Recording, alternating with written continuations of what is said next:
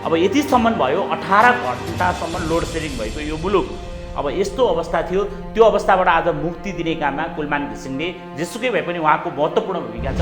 उहाँले मलाई भ्रष्टाचारी प्रमाणित गर्नुभयो भने म टुडी खेलमा लगेर म आफै झुन्डेर मर्न तयार छु भन्न सक्ने मान्छे आज नेपालका कुनै प्रशासक छन् के भने अप्रिल फुल मनाइयो क्या बेतुकको समयमा क्या कहीँ नभएको जात्रा हाडी गाउँमा भने जस्तै यो अवसर बनाए।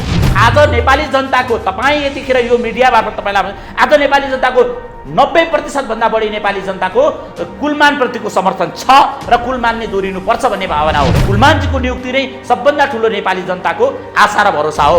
किन हेर्नु सरकार तर्सिरहेछ क्या। आजै मात्र चितवनमा कुलमानजीको समर्थनमा केही साथीहरू सडकमा आउनुभयो, सरकार तर्सेर त्यहाँ धरकपट गर्यो क्या। म कुलमान घिसिङलाई व्यक्तिगत रूपमा चिन्दिनँ, सुन्नुहोस्, र कुलमान घिसिङलाई मैले उहाँसँग आजसम्मको दिनमा उहाँसँग मेरो प्रत्यक्ष भेटघाट भएको छैन।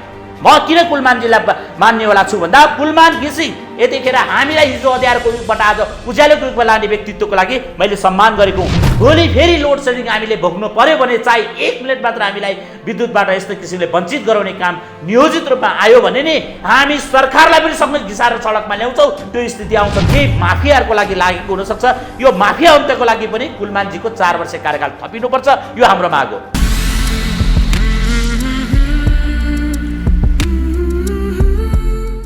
आदरणीय दर्शक महानुभाव नमस्ते। तपाईँ यति बेला हेर्दै हुनुहुन्छ pnpखबर.com र साथमा म रोशन घार्ती उपस्थित भएको छु।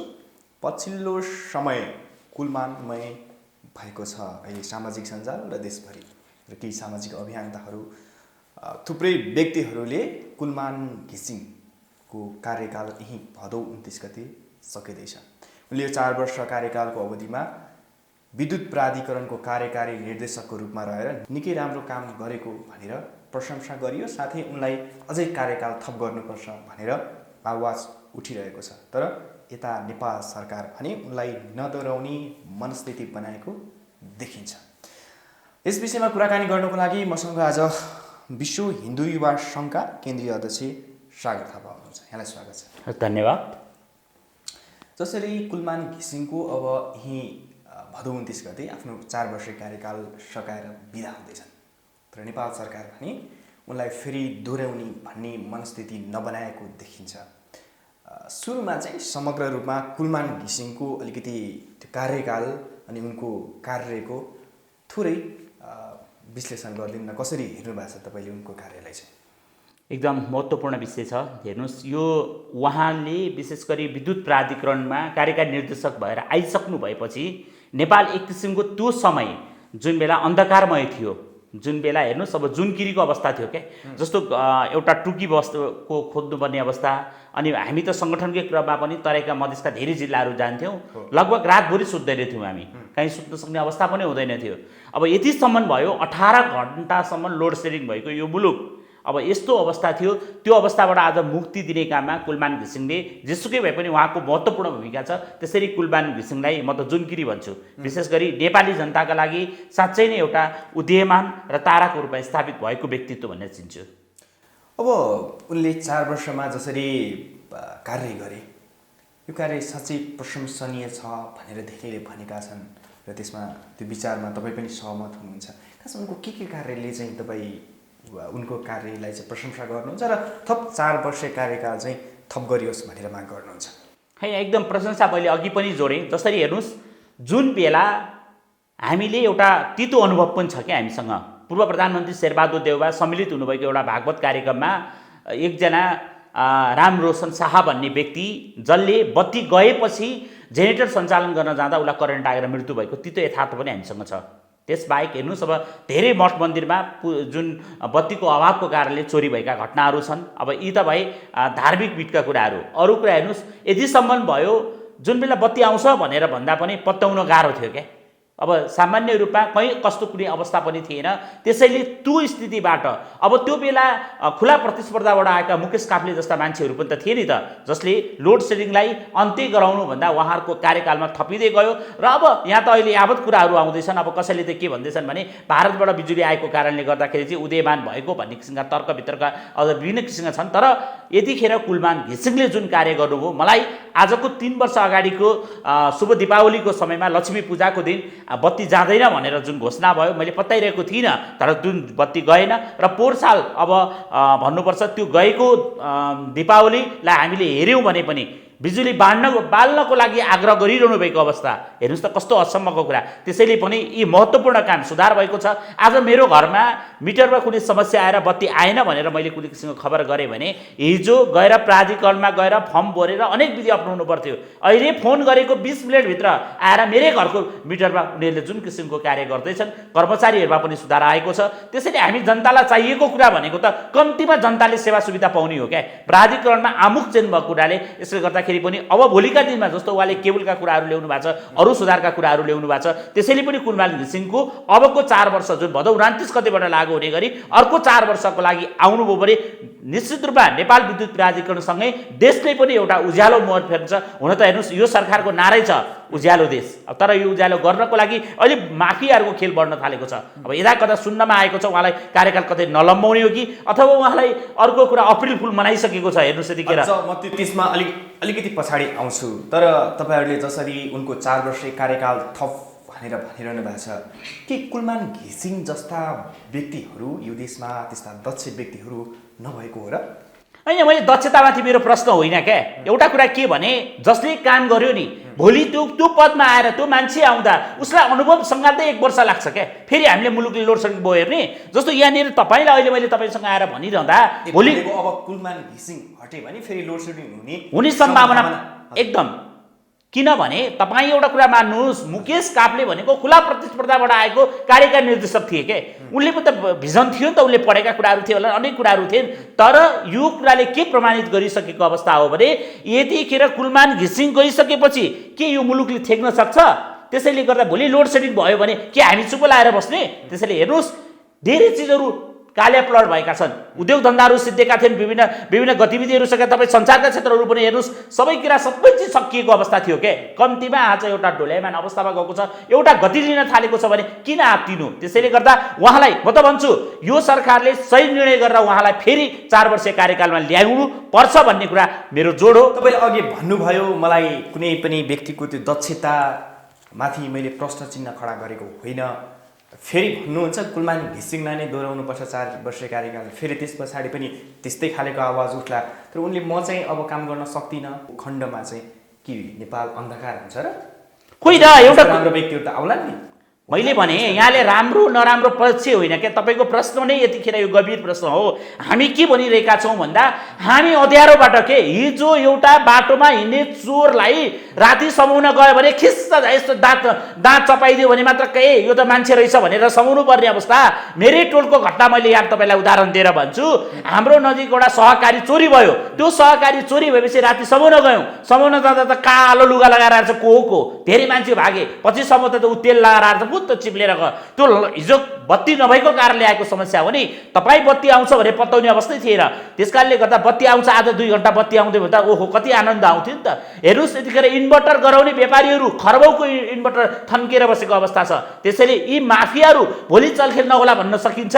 ए बाबा कुलमानलाई ल्याउँदा चाहिँ के कुन चाहिँ काले प्लट हुन्छ, कुन चाहिँ पहाड झर्छ, कुन चाहिँ संसारै यहाँनिर डोलायमान हुन्छ। त्यसैले कुलमानलाई यतिखेर कुलमानजीलाई ल्याउँदा जस्तो निरन्तरताको कुरा हो के। भोलि राम्रो काम गर्यो भने हामी केपी ओली सरकार पनि निरन्तरताको कुरा गरौँला।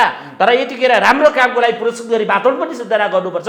राम्रोलाई राम्रो नराम्रोलाई नराम्रो भन्न सिक्यो भने मात्र मैले तपाईँको प्रश्नले भने जस्तै भोलि कुनै त्यस्तो आमूलको ए बाबा दक्षता होलान् सबै किसिमका होलान्, तर अनुभव पनि सबभन्दा ठुलो कुरा हो के। जसरी जानिरहेको कि ल्याउनै नहुने संवैधानिक व्यवस्था छ र कुनै कानुनी व्यवस्था छ र अडचन त छैन। त्यसैले दोहोऱ्याउँदा के पो आपत्ति रहेर? तर उनले जसरी नेपाल विद्युत प्राधिकरणको कमजोरीहरूलाई सच्याएर अगाडि बढे त्यस कारणले गर्दा आम नेपाली नागरिकले उनको प्रशंसा गरिरहेका छन्। केही व्यक्तिले त उनलाई भगवान पनि मान्छन्। उनले यतातिर त सुधारिसके, फेरि अर्को ठाउँमा गएर फेरि सुधार्छन् पुगी। होइन, यो पनि अचम्मको कुरा छ क्या। एउटा कुरा के भने यतिखेर उनी इन्जिनियरिङको पाटोबाट आएका व्यक्ति हुन् क्या कुलमान घिसिङ। त्यसैले उनको विद्युत प्राधिकरणमा उनको लामो अनुभव छ। हेर्नुहोस् अब त्यसले के भन्दाखेरि यतिखेर सङ्गत र कंसाकारको जस्तो भोलि नेपाल वायु सेवा निगम गएर आमूल चेन्ज हुन्छ जस्तो किसिमको कुरा गरेर हुन्न। यतिखेर नेपाल विद्युत जस्तो नेपाल वायु निगमभित्र धेरै धमिराहरूले सिद्धाइरहेको अवस्था हो के। त्यसैले भोलि त्यहाँ गएर उनले 2-4 महिनामा उनलाई सिद्धाउनको लागि पनि खेल हुनसक्छ, किनभने उनी अनपपुलर हुन्छन्, उनले काम गर्न सक्दैनन्। यतिखेर हेर्नुहोस् चीनबाट ल्याएका विमान नउडेर यतिखेर धराशायी अवस्थामा छ नेपाल वायु सेवा निगम। साँच्चै नै वर्ष विदेशबाट आउँदा वा विदेश जानका लागि नेपालीहरूले पनि नेपाल वायु सेवा निगमप्रति विश्वास राख्दैनन्, किनकि आज लिएको टिकट एक हप्तामा पनि फ्लाइट हुन्छ कि हुँदैन अथवा निश्चित छँदैन। त्यसै कारणले गर्दाखेरि यो अवस्थामा लगेर उनलाई कतै त्यो किसिमको दाउपेचमा फसाउन खोजिएको हो कि नेपाल वायु सेवा निगम हेर्नुहोस्। तपाईँलाई एउटा अर्को कुरा, नेपाल वायु सेवा निगमको बिल्डिङ सबै चिजहरू नै आज ब्याङ्कको उसमा छ क्या। त्यसैले उनलाई लगेर त्यहाँनिर 2 महिनामा अनपपुलर भएपछि सकिन्छ भन्ने चिजको त्यही पनि हुनसक्छ। त्यसैले विद्युत प्राधिकरणमा उनलाई अबको 4 वर्ष फेरि पनि उज्यालो नेपालको लागि उनको आवश्यकता छ, त्यसैले उनलाई दोहोऱ्याउनु पर्छ। यो अरूभरिका कुराहरू फकौरी मैले यता कता सुनेको छु, उनलाई अख्तियारमा लाने, अख्तियारको कुरै आयुक्त बनाउने भन्ने कुरा पनि सुने, तर यो कुनै तर्क वितर्क गरेर यसलाई मोड्ने क्या। मैले अघि पनि एउटा कुरा गरेँ, हेर्नुहोस् यहाँनिर त अप्रिल फुल उनलाई मनाइसक्यो क्या।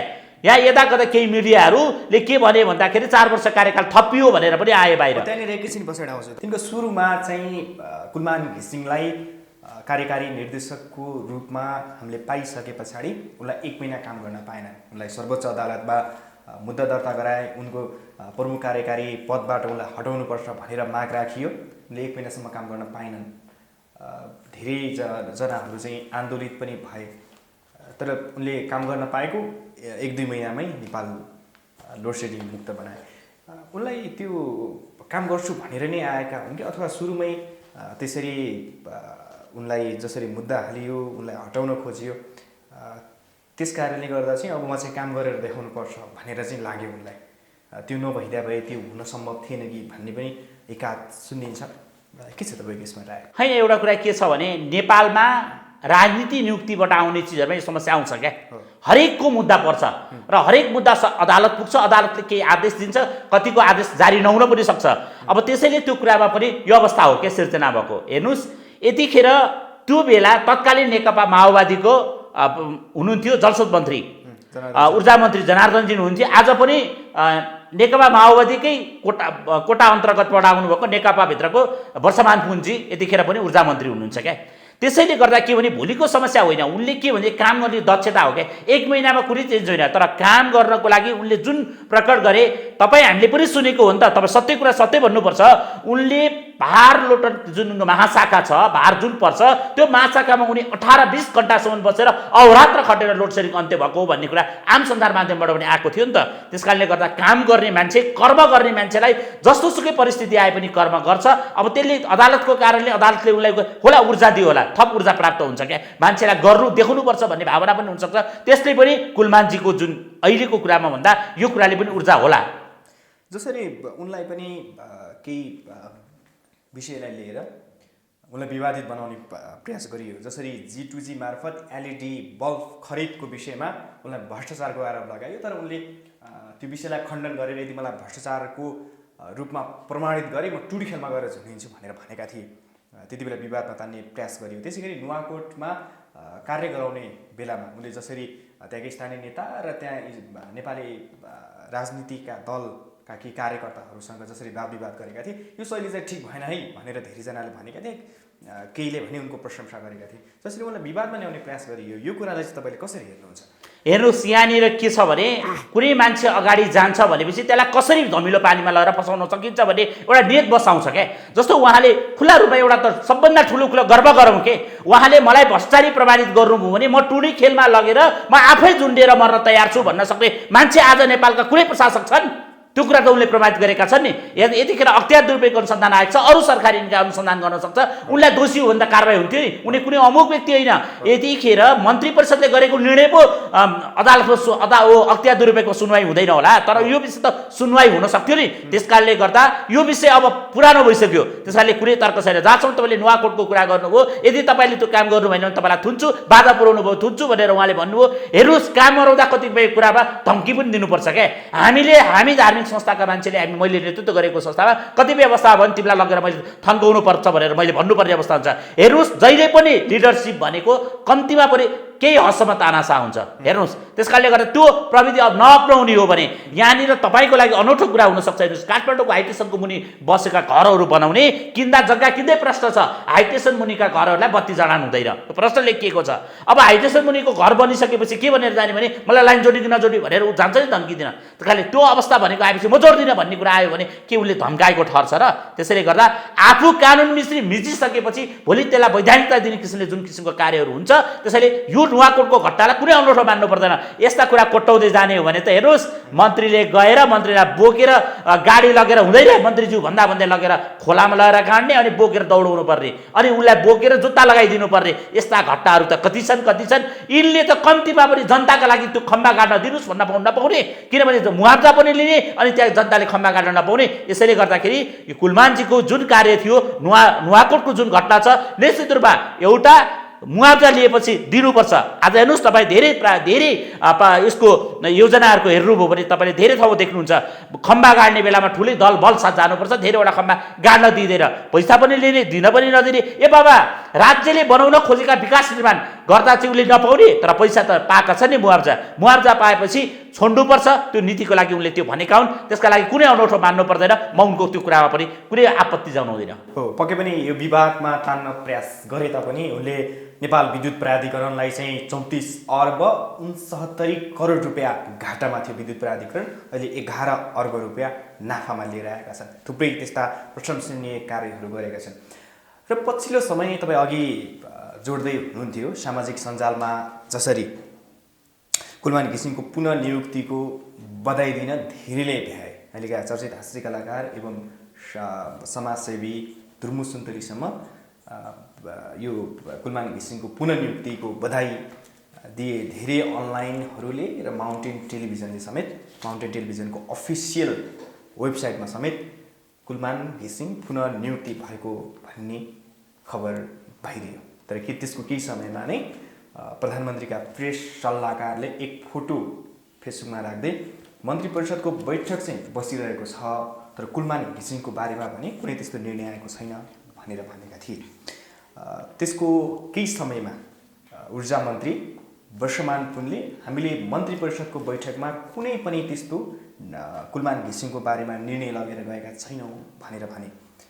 यस पछाडि आजको मात्रै नियमित नेपाल सरकारको प्रेस मिटमा अहिलेका अर्थमन्त्री एवं सूचना तथा सञ्चार मन्त्री नेपाल सरकारको प्रवक्ता डाक्टर युवराज खतिवडालाई एउटा प्रश्न सोधेको थियो, कुलमान घिसिङको बारेमा चाहिँ के हो, उनलाई पुनःनियुक्ति गर्ने विषयमा मन्त्री परिषदको बैठकमा के कस्तो कुराकानी भयो भन्दा उनले भनेका छन् उनलाई सामाजिक सञ्जालले नियुक्ति गरेको हो, तर मन्त्री परिषदमा भने यस विषयमा कुनै पनि छलफल भएको छैन, हामीले उनको विषयमा केही हुने गरेका छैनौँ भनेर भनेका छन्। केही व्यक्तिहरूले यता मुकेश काफ्ले लगायतका केही व्यक्तिहरूले चाहिँ सरकारसँग ऊर्जा मन्त्रीसँग यता प्रधानमन्त्रीसँग नेपाल विद्युत प्राधिकरणको कार्यकारी निर्देशक हुने भनेर लबिङ गरेको देखिन्छ। भनेपछि सरकारको चाहिँ कुलमानलाई नदोहोऱ्याउने भन्ने देखिन्छ। यता सामाजिक सञ्जालमा भने वारती उनलाई बधाई दिने भइसकेका छन्। यसलाई चाहिँ अलिकति भनिदिनु होइन, मैले अघि पनि यहाँलाई भन्दै थिएँ, हेर्नुहोस् यो चाहिँ के भने अप्रिल फुल मनाइयो क्या, बेतुकको समयमा क्या, कहीँ नभएको जात्रा हाँडी गाउँमा भने जस्तै यो अवसर बनाए।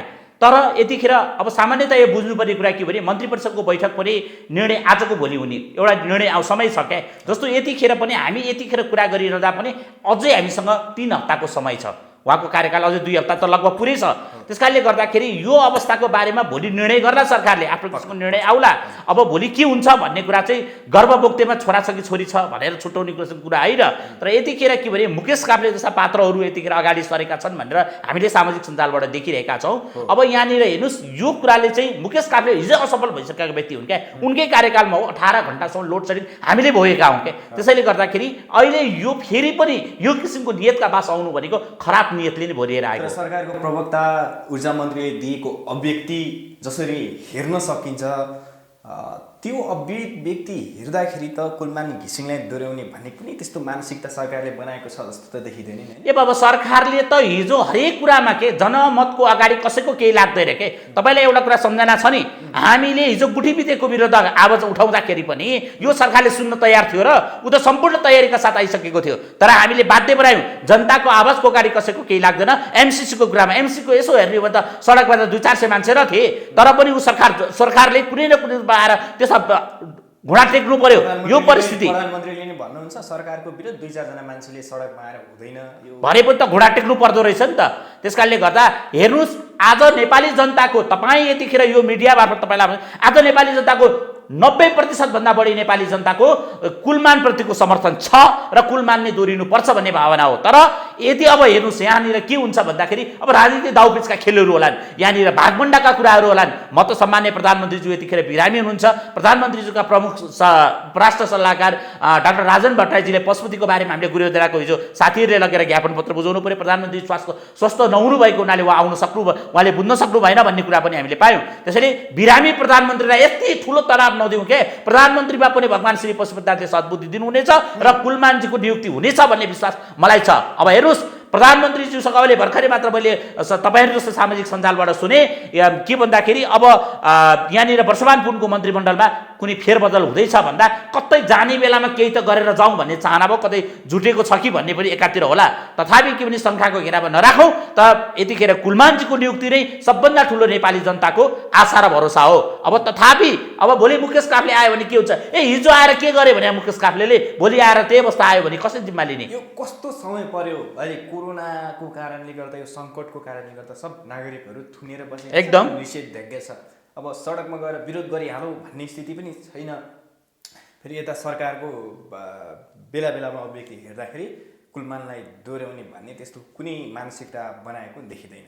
अब के हुन्छ कुलमान घिसिङलाई दोहोऱ्याएन भने चाहिँ तपाईँहरू के गर्नुहुन्छ? होइन, हेर्नु सरकार तर्सिरहेछ क्या। आजै मात्र चितवनमा कुलमानजीको समर्थनमा केही साथीहरू सडकमा आउनुभयो, सरकार तर्सेर त्यहाँ धरकपट गर्यो क्या। सरकार त यतिसम्म तर्सिसकेको छ। मैले यहाँनिर अलिकति जोडेँ भने कुरा आपत्ति नमानौ। एउटा कुरा हेर्नुहोस्, एउटा पुजारीको हत्या भयो, पुजारीको हत्यारालाई कारबाही गर भनेर हामीले माग्यौँ भने माग्नेहरूलाई अब निगरानी गर, हुन नदेऊ त्यस्ता किसिमको गतिविधि भनेर गृह मन्त्रालय परिपत्र गर्छ के। म चाहिँ सामान्य प्रधानमन्त्रीको मन्त्रीमण्डलकामा रहेका मन्त्रीहरूलाई चाहिँ किन भन्दा यो ट्र्याकभन्दा बाहिर जाँदैछ क्या। यो सरकार राख्ने र गिराउने खेलमा लागेका मन्त्रीहरूकै कारणले गर्दा आज समस्या आउँदैछ। प्रधानमन्त्रीज्यूलाई पनि आग्रह छ, यतिखेर हेर्नुहोस् बहुमत प्राप्त सरकार यतिखेर आज ढल्छ कि भोलि ढल्छ अथवा कसको किताबमा कति जाने भन्ने जुन किसिमको खेल बन्दैछ, त्यसमा प्रधानमन्त्रीज्यूलाई प्रयोग गरेर प्रधानमन्त्रीलाई बदनाम गर्ने पनि प्रयास हुनसक्छ। त्यसैले सामान्य प्रधानमन्त्रीज्यूसँग सबै कुरा नपुगेको हुनसक्छ। म त प्रधानमन्त्रीज्यूसँग के पो लोभ छ र, प्रधानमन्त्रीले भएका सम्पत्तिहरू म सबै राष्ट्रको लागि दिन तयार छु भनेर आएका व्यक्ति उनीसँग मेरो शङ्का होइन। तर प्रधानमन्त्रीज्यूबाट जुन किसिमका गतिविधि प्रधानमन्त्रीलाई असफल बनाउनको लागि उहाँकै मन्त्रीमण्डलमा बसेर धमिराहरू जस्ता ढङ्गले अगाडि आइरहेको छ, जुन हिजो सरकार डलाउनको लागि क्याम्पमा दौडिनेहरूको मन्त्रीकै यो पाटोमा परेको ठाउँ भएको हुनाले कुलमानजीलाई पनि कतै धमिलो माछा पार्ने नियतका साथ गरिएको हो भने खबरदार त्यो कार्य नगर्नुहोस्। हामीलाई यदि सडकमा आउन रोक्नुभयो भने नि तपाईँले सडकमा आएर रोकिने वा रोकिने अवस्था छैन। हेर्नुहोस्, बिस्तारै बिस्तारै बिस्तारै जनतामा एक किसिमको चेतना विस्तार हुँदैछ। यतिखेर यो निषेधाज्ञा केका लागि भन्ने पनि बहस चलिसकेको छ। त्यसैले यो बहस भोलि अर्को रूपमा पनि प्रस्तुत हुन सक्छ, कोरोनासँगै अरू चिजहरू जस्तो। अब तर जसरी तपाईँहरू केही व्यक्तिहरू केही सामाजिक अभियन्ताहरूले जसरी कुलमान घिसिङलाई पुनः नियुक्ति गर्नुपर्छ भनेर भनिरहनु भएको छ नि, होइन, मैले तपाईँको यो लोकप्रिय जुन अनलाइन मिडिया पिएनपीबाट एउटा कुरा के अवगत गरौँ भने म कुलमान घिसिङलाई व्यक्तिगत रूपमा चिन्दिनँ। सुन्नुहोस्, र कुलमान घिसिङलाई मैले उहाँसँग आजसम्मको दिनमा उहाँसँग मेरो प्रत्यक्ष भेटघाट भएको छैन। म किन कुलमानजीलाई मान्नेवाला छु भन्दा कुलमान घिसिङ यतिखेर हामीलाई हिजो अँध्यारोको युगबाट आज उज्यालोको युगमा लाने व्यक्तित्वको लागि मैले सम्मान गरेको हुँ। राम्रो काम गर्नेप्रति सधैँ सम्मान गर्नुपर्छ, यो हाम्रो आचरण हुनुपर्छ। यदि नैतिक आचरण गुमाउने, नैतिक ढङ्गले अब पैसाले देखेकोले त मन्त्रीमण्डललाई कुरा उठ्छ नि। ए बाबा, यहाँनिर त हेर्नुहोस् र हरेक चिजको कमिसन चाहिएको छ क्या। अब तपाईँले हेर्नुहोस्, यो सरकारमा बसेका केही मन्त्रीहरूको कारणले प्रधानमन्त्रीलाई विवादमा ल्याउने काम भइरहेको छ। मैले अहिले पनि फेरि भन्छु, सम्मान्य प्रधानमन्त्रीलाई भगवान् श्री पशुपतिनाथले उहाँको दीर्घायु होस्, सुस्वास्थ्य होस् र यस्ता गलत कुलमानको को घिसिङ जस्तालाई नियुक्ति नगर्ने जस्ता गलत निर्णयहरू उहाँबाट नआओस्। भगवान पशुपतिनाथले उहाँलाई सद्बुद्धि दिउन् र उहाँका गलत ढङ्गले उहाँको सरकारमा धमिराज भएकाहरूलाई उहाँले छिटोभन्दा छिटो अन्त्य गराउनको लागि पनि भगवानले उहाँलाई प्रेरणा दिउन्। मलाई स्पष्ट रूपमा भनिदिनुहोस्, तपाईँले भनिसक्नुभयो अहिले सरकारको खुट्टा कापिरहेको छ कुलमान घिसिङलाई पुनः नियुक्ति गर्नको लागि, जसरी दबाब परिरहेछ नेपाल सरकार, है, खुट्टा कापिसक्यो भन्नुभएको छ। यसले कुलमान घिसिङलाई नराखेको खण्डमा खुट्टा टेकाउनुहुन्छ, घुँडा टेकाउनुहुन्छ कि ठिक छ अब राम्रै काम गर्नु, नराम्रो काम गरेको खण्डमा विरोध गर्न त छँदैछ भन्नुहुन्छ, के छ? होइन, मैले अघि यहाँलाई स्पष्टसँग भनेको छु, यतिखेर नेपालमा अरू पनि दक्ष व्यक्तिहरू हुन सक्छन्, त्यसमा मेरो आपत्ति होइन, किनभने युवाले अवसर पाउनुपर्छ भन्ने कुरा मेरो पनि मान्यता हो। तथापि के हो भने यतिखेर मुलुकको आवश्यकताको कुरा हो क्या, यतिखेर प्रचण्ड 2/3 झन्डै पुऱ्याएर पठाएको सरकार त आज हो कि भोलि हो कि पर्सि हो भनेर कर्कलाको पातको जस्तो परिस्थिति बनेको बेला भोलि यहाँनिर अर्को आएको मान्छेले पुरा आयुसम्म त्यहाँको प्राधिकरणको नेतृत्व लिन सक्छ भन्ने कुनै ग्यारेन्टी छैन क्या। त्यसैले गर्दा पनि एउटा कुरा के चाहिँ हो भने यदि अर्को कुनै अमुक व्यक्ति आयो भने, अमुक व्यक्तिलाई नियुक्त गरेर पठायो भने त्यो स्वीकार हुन्छ कि हुन्न भन्ने कुरा यहाँको प्रश्नसँग आउँदा भोलि फेरि लोड सेडिङ हामीले भोग्नु पर्यो भने चाहे 1 मिनट मात्र हामीलाई विद्युतबाट यस्तो किसिमले वञ्चित गराउने काम नियोजित रूपमा आयो भने नि हामी सरकारलाई पनि सँगै घिसाएर सडकमा ल्याउँछौँ। त्यो स्थिति आउँछ, त्यो दिन आउँछ र सरकार यो लोड सेडिङ सहित सरकारका हित संरचनाहरू पनि सँगै जान्छन्, यो स्थिति बन्न सक्छ। त्यसैले मलाई त अझ पनि आशा छ सम्माननीय प्रधानमन्त्रीबाट सद्बुद्धि आउनेछ। भनेको स्पष्ट रूपमा कुलमान घिसिङ हुनैपर्छ भन्ने चाहिँ होइन। होइन, कुलमान घिसिङ मैले अघि पनि भने जसलाई अनुभव छ, जो दक्षता छ, जो व्यक्तित्व छ, उहाँले देखाइसक्नु भएको छ के काम गरेको व्यक्तिलाई पुरस्कृत गर्नु पर्यो। ए बाबा, सम्माननीय प्रधानमन्त्री अहिले केपी शर्मा ओलीले राम्रो काम गर्नुभयो भने म प्रधानमन्त्रीले राम्रो गर्नु भएको छ उहाँको लागि मत माग्नुपर्छ भन्ने पक्षमा हो। धेरैजना व्यक्तिहरूले भने कुलमान घिसिङलाई पुरस्कृत गर्नुपर्छ भनेर आवाज उठिरहेछ। पुरस्कृत भनेको दोस्रो कार्यकालको लागि थप गर्ने हो कि अन्य केही पैसा सैसा दिएर अथवा सम्मान गरेर घर पठाउने, के कस्तो खालेको पुरस्कृत भन्ने होइन? हेर्नुहोस्, काम गर्ने दक्ष उहाँको उमेरले पनि उहाँलाई हदले फालेको छैन क्या। सामान्यतः 60 वर्षको उमेरसम्म सेवा गर्न पाइन्छ, 58 वर्ष 60 वर्ष यो निजामती सेवाका कुराहरू हुन्। त्यसैले गर्दा उहाँसँग काम गर्ने क्षमता छ। उहाँले भनिराख्नु भएको छ मैले अब केबुलको काम गर्न बाँकी छ, त्यहाँभित्र ट्रान्समिटरका कामहरू गर्न बाँकी छ, सुधारका कामहरू गर्न बाँकी छ भनेर उहाँले बताइरहनु भएको छ नि। ती सुधार गर्नको लागि कि कुलमानजी आउँदा के आपत्ति भयो? ए बाबा, रामबहादुर, श्यामबहादुर, हरिबहादुर, कृष्णबहादुर भोलि जो कोही आउने आफ्नो ठाउँ छ। ए ठिक छ, कुलमानजीले भोलि दोस्रो कार्यकालमा आएर उहाँले राम्रो काम गर्न सक्नु भएन भने नेपाली जनताले दण्ड दिनेछन्, हटाउनु पर्यो कुलमान भनेर भन्ने नेपाली जनता हुनेछन् क्या। तर एकपटक पुरस्कृतको नाममा पैसा दिएर पठाउने, ए बाबा यो कुरातिर नजाउँ। अहिले कुलमानजीलाई फेरि दोहोऱ्याएर उहाँले ल्याउनु भएको परियोजनाको लागि मार्ग प्रशस्त गरिदिने काम गरौँ। उहाँले ल्याउनु भएको सुधारका काम गर्छु भनेपछि दिनुपर्छ मौका, किनभने कसैले सुधार गर्छु भनेर आयो भने त्यो अवसर दिनुपर्छ। त्यति मात्र भयो भने यो चाहिँ वास्तविक पुरस्कृत हुन्छ भन्ने मेरो भावना हो। हामी लगभग अन्त्यमा छौँ, तर एउटा कुरा चाहिँ अलिकति मलाई चित्त बुझेन। त्यो कुरा के भने पछाडि पछिल्लो समय धेरै त्यस्ता क्षेत्रहरूमा अहिले औषधि खरिदको प्रकरणमा अथवा धेरै कुराहरूमा भ्रष्टाचार भएको देखिन्छ। तर अहिले विद्युत प्राधिकरणमा चाहिँ अर्को व्यक्ति ल्याएर 1 मिनट मात्रै लोड सेडिङ भए सडकमा ल्याउँछु सरकारलाई घिसारेर भन्नुहुन्छ।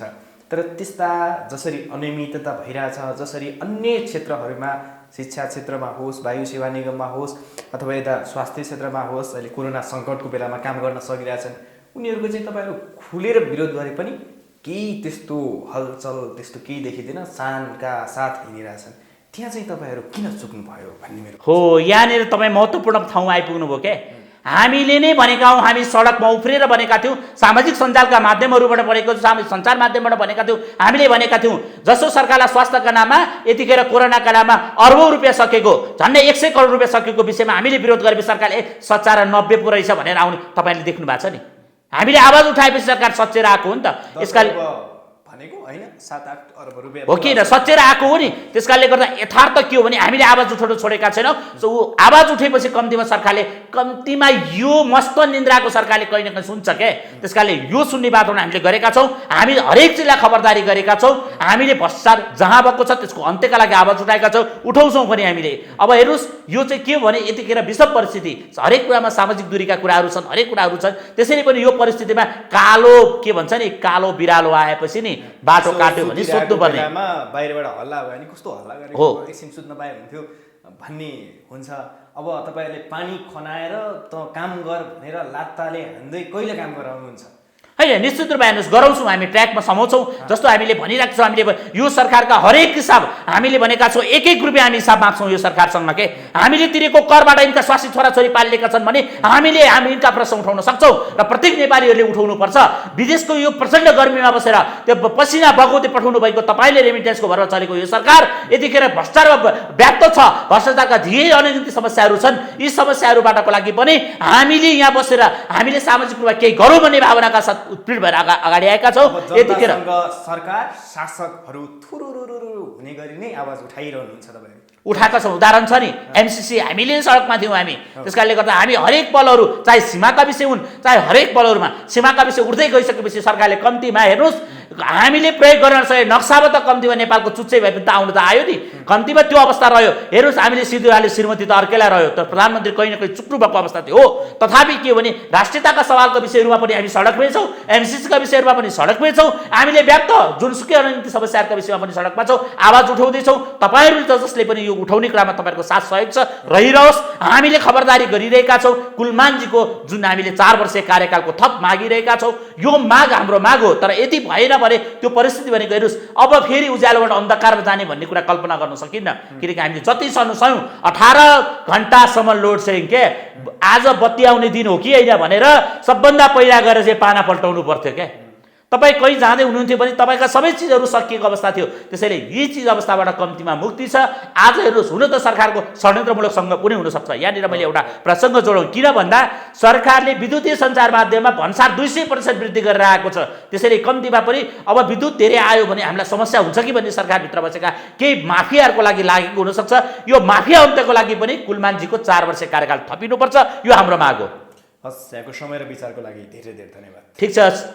हाम्रो कुलमानजीको यो पुनः नियुक्तिको वातावरण बनोस् र उहाँलाई हामीले फुलमाला लिएर स्वागत गर्ने वातावरणको लागि विशेष धन्यवाद भनेको तपाईँहरू चाहिँ यदि कुलमान घिसिङ नल्याए जुत्तामाला लिएर जानुहुन्छ होइन जुत्ता र हेर्नुहोस् कर्मले गर्ने चिज हो क्या नराम्रो गरे जुत्ता लैजाउँला राम्रो गरेर फेरि आएछन् भने त्यसलाई फुलमाला लगाउँला तथापि के भने कुलमानजीको लागि हामी स्वागत गर्न तयार छौँ